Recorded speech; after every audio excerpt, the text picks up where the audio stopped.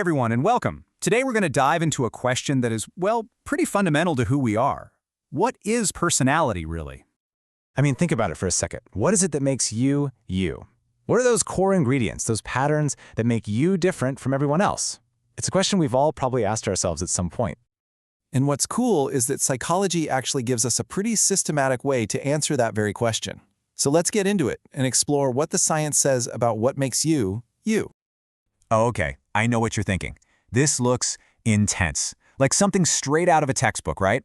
But stick with me here, because we're going to unpack this thing piece by piece. It's actually a fantastic roadmap for understanding the whole shebang. So it all starts with what we call psychological traits. You can just think of these as the basic building blocks of who you are. They're the words we use all the time, right? Shy, outgoing, kind, ambitious. They're the characteristics that help us describe people, explain why they do what they do, and even take a pretty good guess at what they might do next. But here's the thing. Personality isn't just a static list of traits. It's an active process. And that's where psychological mechanisms come in. These are like the software running in our minds. They take in information from the world around us and turn it into our actions, our decisions, our feelings. So for example, someone who's really extroverted has these mechanisms that are just constantly on the lookout for chances to be social. And here's a really key idea. These traits and mechanisms aren't just a jumbled mess in our heads, no way. They're organized and they're enduring. They form this coherent system that stays pretty stable over time. You know, the you from 5 years ago is probably pretty similar to the you of today. You carry that core personality with you, from your job to your home to when you're on vacation. Okay, so if our personality is built from all these traits, we run into a pretty massive challenge. It's like we're floating in this giant universe of traits, and the big question becomes, how on earth do we organize them all?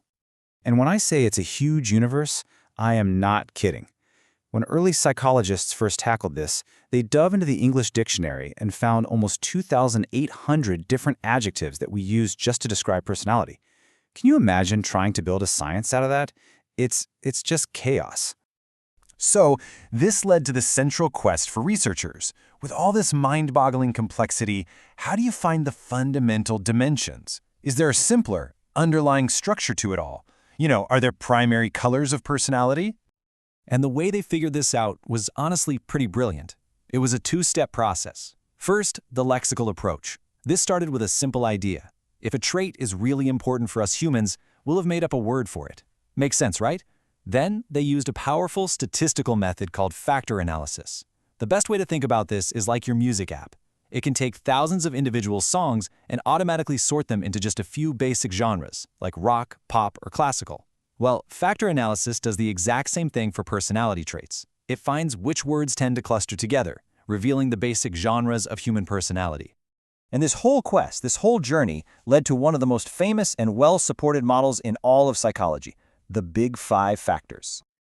You may have heard of the Big Five, and there's a super easy way to remember it using the acronym OCEAN. It stands for openness, conscientiousness, extroversion, agreeableness, and neuroticism. To this day, this is the most widely accepted and replicated model for the basic structure of personality. It shows up across cultures, across ages. It's incredibly robust. And this chart gives you a really good snapshot of what these traits actually look like. So if you score high on openness, you're probably creative and love new ideas. Score low, and you might prefer routine and the conventional. High on conscientiousness, you're that organized, on-time friend. High on extroversion means you get your energy from being around people. You're talkative and social. High on agreeableness suggests you're warm, kind, and sympathetic. And finally, high neuroticism means you might tend to experience more anxiety and worry, whereas a low score is typically calm and emotionally stable. So, great. We know what personality is, and we've got a fantastic model for its structure. But how do psychologists actually measure all this stuff scientifically? Well, there are 4 main sources of data they turn to.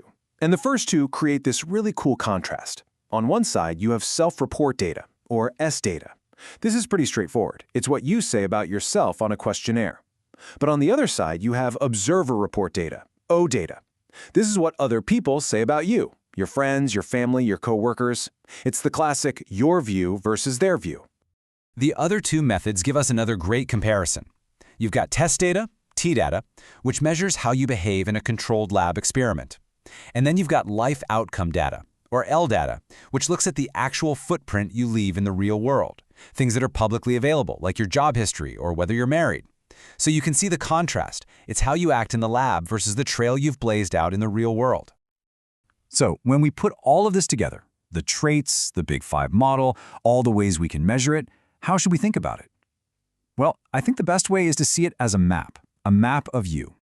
These models, especially the Big Five, they are an incredibly useful and reliable map. They give us a guide to the general landscape of a person's inner world, their tendencies, and their psychological makeup. But, and this is so important, they are the map, not the territory. That is a critical distinction.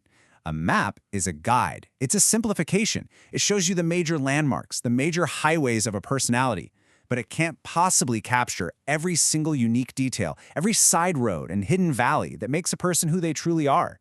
These are powerful tools for understanding, not rigid boxes to put people in.